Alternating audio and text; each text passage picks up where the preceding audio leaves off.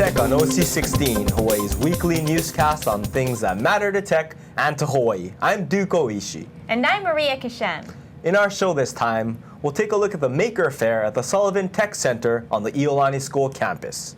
28 makers showed up to exhibit what they make, and a crowd of 500 showed up to see them. Something new is happening with makers.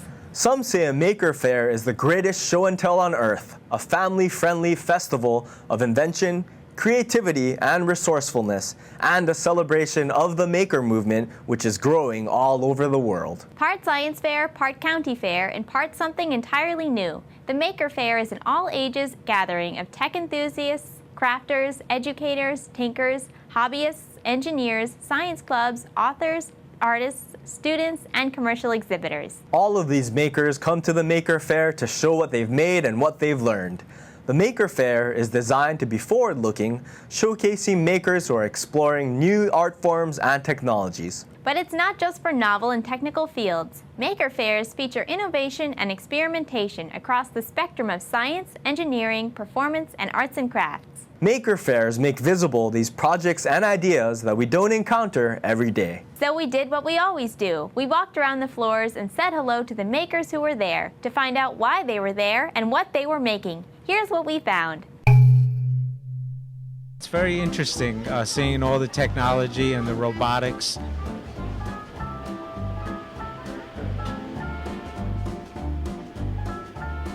It's sort of like a gear, so it's a cube and then you can turn it and it turns all the other gears with it. I wasn't expecting much when I walked up at first, but then when I came in here and I started to take a look around, I mean, this place, it's amazing. I'm with the Iolani Robotics team. I volunteer here, I help run the equipment, things like that. So we are showing off our robot for this year's first robotics competition. The robotics is more or less any piece of empty space is filled with robotics in this room. We've got piles of metal behind you. We have a full machine shop in there with a water jet cutter, some CNC milling machines. We're all makers.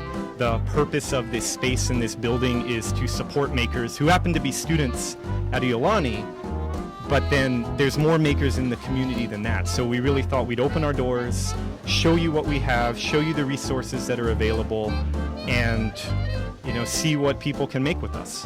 When you put together this kind of facility, I mean, we really look at it as a way to serve Hawaii and build a maker community here.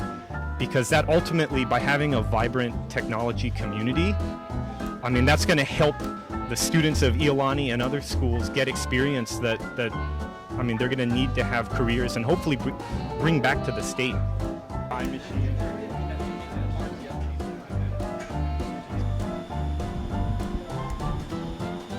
Well, we're doing a laser demo. So this is a laser machine. It's really precise. It can cut through up to a ½ inch of wood, ½ inch of acrylic. We're just having a lot of fun with it. If you look, there's a giant scrap pile of like used pieces, but the kids mainly use this, the students design whatever they want and they can laser prototypes. So boxes, gears, that sort of thing, and if it works, then they can send the same file over to like the water jet, and you saw the robotics students and they're building just awesome things. I mean, it's a whole culture, right? It's not just the machinery, it's the faculty, it's the staff, the students, and I mean, we're just taking off. It's different. You got to get them out of the classroom, making things with their hands.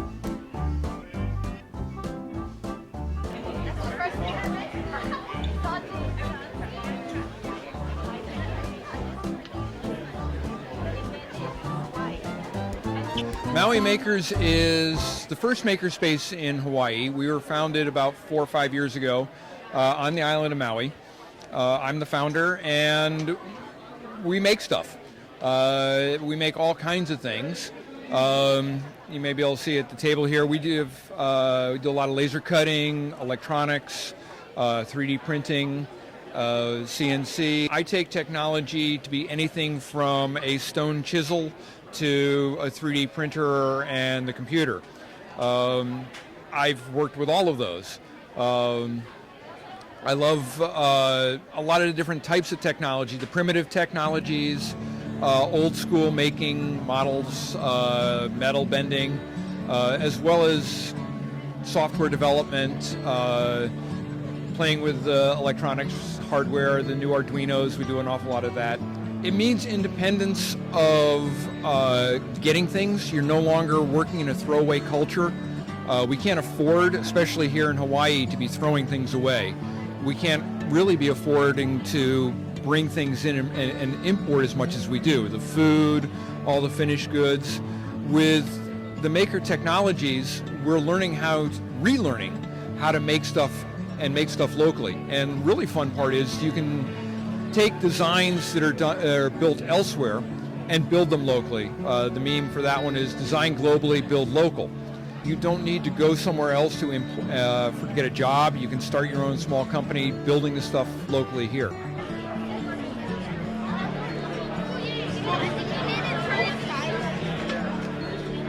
My first exposure to makers was the Maui Makers, Jerry and the people who've been showing up at his meetings, and now I'm one of them. My own business is a sign company with a CNC router, so I make stuff for my customers, and I've started making stuff for myself just to, have fun in the off hours with the amazing machines that I'm trying to use to pay the bills. But I brought a table of some of those items because it certainly qualifies as me being a maker.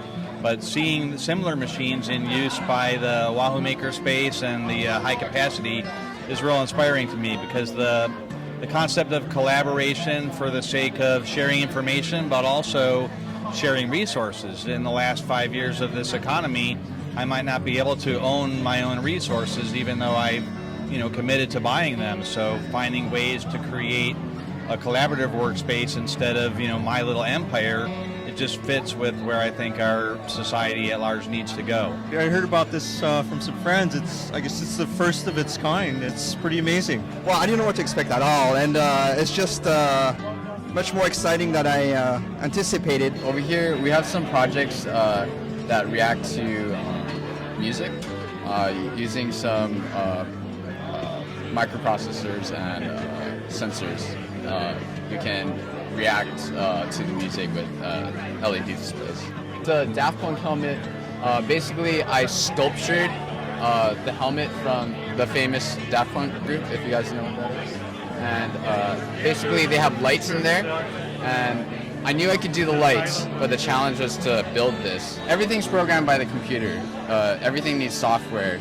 All the hardware needs some software, so just our computers programming the lights.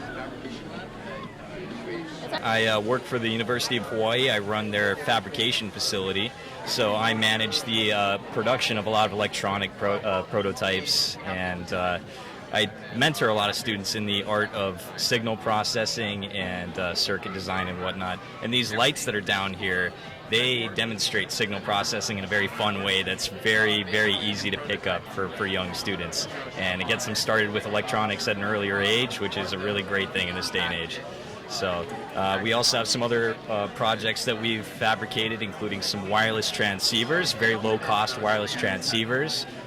We've got a smart street reflector to replace the basic street reflectors that would be dividing lanes normally, that will actually have LEDs in them that will indicate accidents ahead, or it can actually portray information to the drivers to make sure that they stay safe. And we've also got a Mars rover prototype back here that's being entered into a competition. And yeah, it's a very diverse table with a lot of projects, and I'm very happy to be representing the university. So this is a project that student John Barrett put together. It's a GPS tracker for a skateboard that also has an LCD readout, so you can see how fast you're going when you're skating around. This is a Vex 3D printer prototype. So the idea is to print out a 3D object. When you think of a real 3D printer, you're finding materials that can build something that looks like a cell phone. But if you're working with a hot glue gun, you're obviously not going to get that sophisticated. It was more of a process kind of activity for our kids. They started with nothing, no plan, just a vision of 3D printer, and they put this together in a month and a half.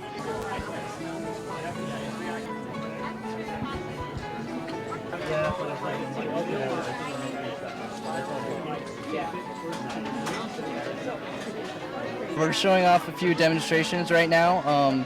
Roller coaster is on my computer, and Jesse is showing off a little demo that we've been working on actually at High Capacity on Fridays for our meetings weekly. pretty cool because we're able to grab stuff using our hands like a natural interface. And on the show, I was kind of talking about how using a keyboard is not really a natural interface for virtual reality. Because when you're wearing the goggles, you can't see your hands, right? So to fix that problem, we have a way of tracking your hands so you can actually see them in the game world. We are here sponsoring the Honolulu Mini Maker Faire. If you haven't checked it out already, HDC sponsored the soldering class, which is a total sellout. It was just great, and we're just glad to be here supporting. This is a great event for the community, families, kids, and we hope that next year you all can come and join us. We've got a selection of things that are both student and faculty projects done at Punahou. And we've been really excited to be involved in the maker movement, if you want to call it that. And I've taken several opportunities to work with other people to introduce students to laser cutting, 3D printing, CNC milling in particular.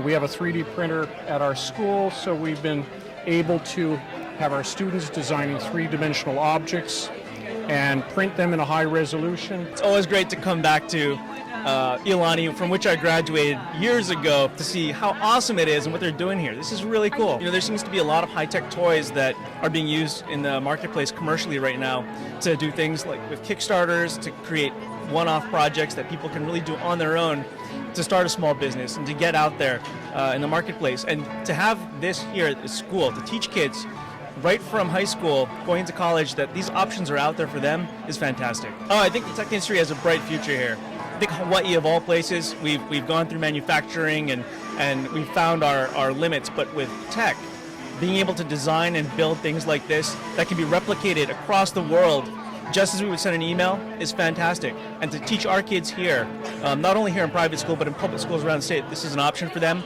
that'll take them into college and into business is something that is invaluable. And that's something the state should really be supporting, and hopefully it can bring some other lawmakers down here to see this. We built this robot with our team called the Quad Squad for the first tech challenge competition. The object of the game was to pick up blocks and dump them into baskets. Instead, we are going to hang on that bar right over there. And usually in the competition, we had to do this in the last part of our competition, called the end game. And if you hung at the by the end of the competition, then you'll get a certain amount of points.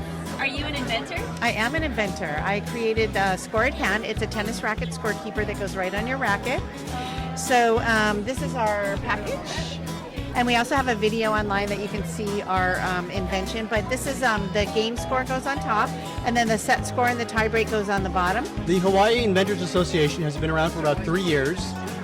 We have usually monthly meetings in which we discuss all sorts of aspects of inventing. For example, we'll have an attorney come and talk about patenting. We'll have a computer-aided designer come and talk about how you go about having CAD files made. We have some fellows who do actual prototyping, can do 3D printing. So when you come up with an idea and you need to verify that the idea actually works and have one of them made, we can do that here in Hawaii. We have about 120 members. We get about 20 to 30 members out to any given meeting. We also have special meetings that we call invention discussion groups, where one inventor will come and discuss, present to a small group of people of about 5 to 10 members what their invention is, what the problems they're encountering, get feedback from the other members, get suggestions as to how they might market it or produce it, or contacts in China for having things manufactured. We have a number of members who have been very successful. One fellow has actually 50 different products that he's been successful in. They're not all inventions, but they're variations of existing products or brand new things. Most of them have been very successful. He actually makes his living inventing. We have this fantastic device right here, if you turn over here, and you can talk to Tom in a minute about it. He spent 6 years developing this thing, and it's a can counter for recycling centers. This thing, you can lower the bin, you can dump their load into the bin, and you raise the bin up, adjust the angle, you can shake it, turn the vibrator on, and that controls the feed rate, and the rest is just by gravity. How you doing? My name is Luigi. I'm a boo buster. I'm with my friends, the Ghostbusters, the Ghostbusters of the Hawaii division, and I'm just the friend helping them out catching some boos, some spooks and all that. So then my brother Mario into here, he has to help me, but he's doing plumbing, so I'm doing it all myself. I don't know if anybody's mentioned this to you, but that looks a lot like a vacuum cleaner. Oh yeah, we suck at ghosts, the ghosts, we gotta use a vacuum, Is this the most advanced ghost busting technology available? At the moment, yes, it is. We have a lot of aluminum parts on it. But as far as this pack goes, it probably is one of the more advanced ones.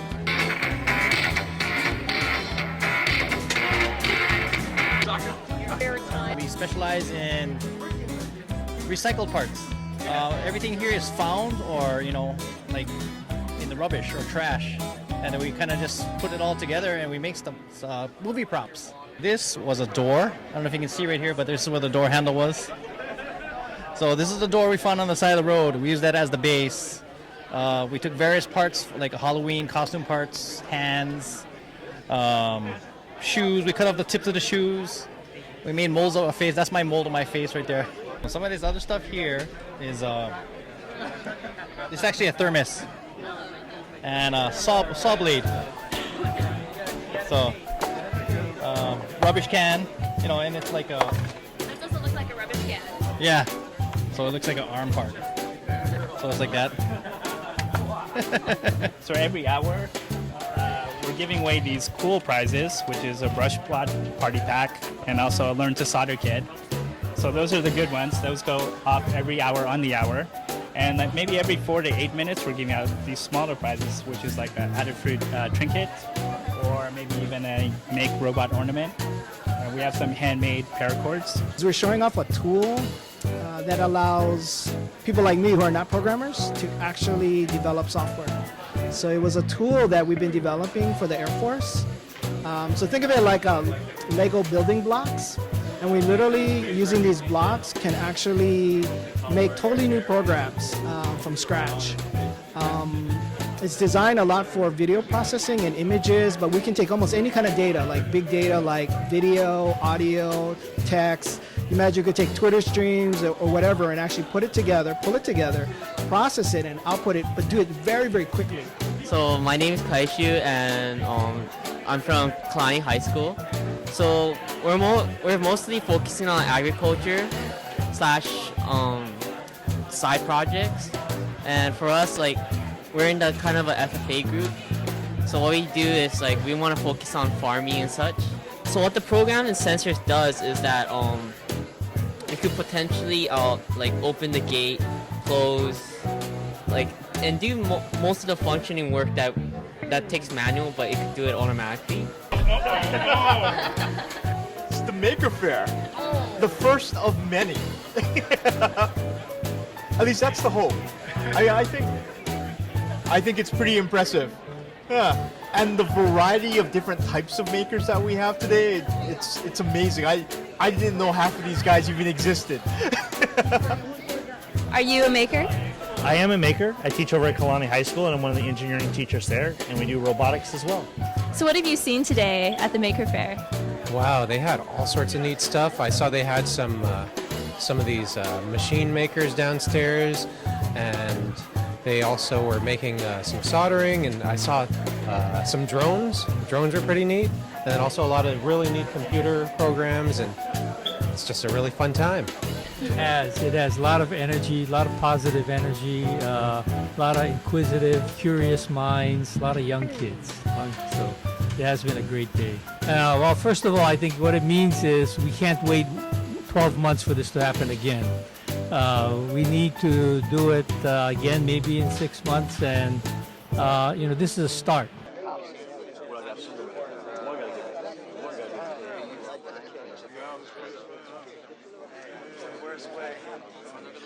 Indeed, there was energy in the air and the optimism filled the room. It was a good day for the maker movement in Hawaii. We can only hope that these maker fairs will give rise to a new generation of science and tech students and Hawaii tech entrepreneurs. Yes, let's all make things and be part of the movement. Want to know more? Check out makerfairhonolulu.com.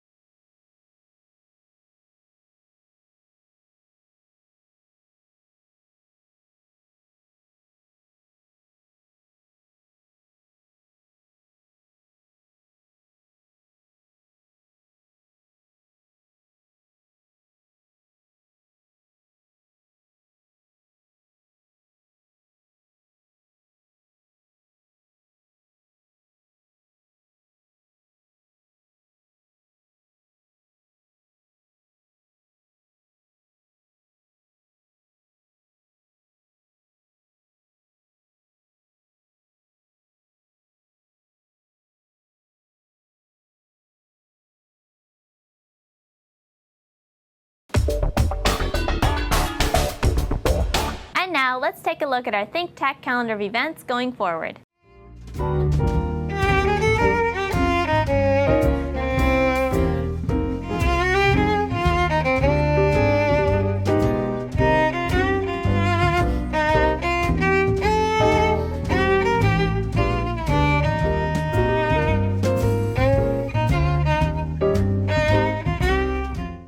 ThinkTech broadcasts video and audio for all of our talk shows live on the internet from 1 to 5 p.m. every weekday afternoon, and we replay them all night long on ustream.tv. If you missed a show or want to replay or share any show, they're all archived on YouTube. Visit thinktechhawaii.com for our live stream and YouTube links, or to join our email list and get these links and advisories on our upcoming shows. We also invite you to be part of our live audience at our downtown studio in Pioneer Plaza. Contact Jay at thinktechhawaii.com if you're interested. Raise your awareness in every way on ThinkTech.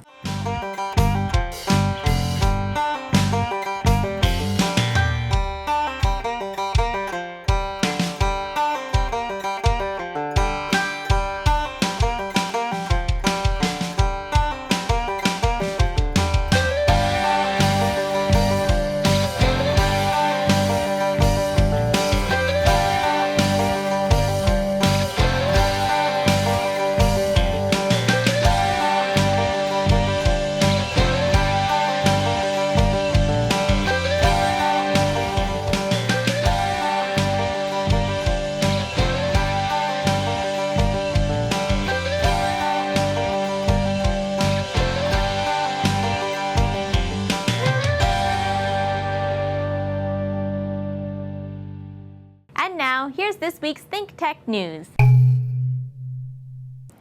Aloha, I'm Nicole Horry with ThinkTech News. Human Longevity Inc. and Metabolon have just announced a partnership that will combine genetics, microbiome, and biochemical data. This will help researchers make connections to understand an individual's actual health status, not just their genetic predispositions. Metabolon's tests look at far more than an ordinary blood test. They use mass spectroscopy to measure the quantities of over 1,000 different biochemicals that may be present. The partnership agreement calls for Metabolon to carry out this small molecule analysis on 10,000 subjects. Human Longevity will use 2 Illumina sequencers to sequence up to 40,000 human genomes per year, and also has a microbiome sequencing division to look at microbes on the skin or in the lungs or gut that may contribute to health. It is also planning to partner with the J. Craig Venter Institute for Proteomics Work and licensing other intellectual property. As the name suggests, Human Longevity is primarily concerned with links to aging and diseases of aging. Metabolon has already found that you can tell how old someone is just by looking at their biochemistry. And with this partnership, they hope to find markers and pathways that are associated with disease or drug action. It's possible that some of these changes are due to the depletion of stem cells in the body over time, so this work may eventually lead to stem cell therapies or ways to protect the body's native stem cells. At the moment, though, HLI is focused on cancer and has signed an agreement with UC San Diego to perform whole genome, microbiome, and tumor sequencing of UCSD research patients. The database will be licensed to pharmaceutical, biotechnology, and academic organizations. And with all this information, researchers expect to create new therapies and preventive care that are based on your genome and find new ways of understanding what health really is. Nicole Horry for ThinkTech News. We'll be right back to wrap up this week's edition of ThinkTech, but first we want to thank our underwriters. Castle & Cook Hawaii, investing in Hawaii, creating communities, and providing for the needs of our state. Collateral Analytics, empowering the real estate industry to make better informed property investment decisions. The Foreign Trade Zone, bringing the benefits of the Foreign Trade Zone programs to Hawaii businesses and entrepreneurs. Galen Ho, a senior executive of BAE Systems, a global defense, security, and aerospace company. Hawaiian Electric Company and its affiliates Maui Electric and Hawaii Electric Light Company on Hawaii Island. The Hawaii Energy Policy Forum, incorporating diverse perspectives to design a flexible and forward-looking energy strategy. Hawaii Energy, the state's energy and efficiency program created to help Hawaii's residents and businesses adopt a clean energy lifestyle. Hawaii Gas, helping Hawaii achieve its transition to clean energy and a better energy future. Hawaii Pacific Health, bringing technology and teamwork together to transform healthcare in Hawaii. The High Tech Development Corporation, attached to DBED, is the state's leading technology agency. The Scheidler Family Foundation, supporting educational, cultural, and charitable organizations, including ThinkTech. Okay, Maria, that wraps up this week's edition of ThinkTech. Remember, you can watch ThinkTech on OC16 several times every week. Can't get enough of it, just like JFI Dell does. For additional times, check out OC16.tv. Definitely, Duke.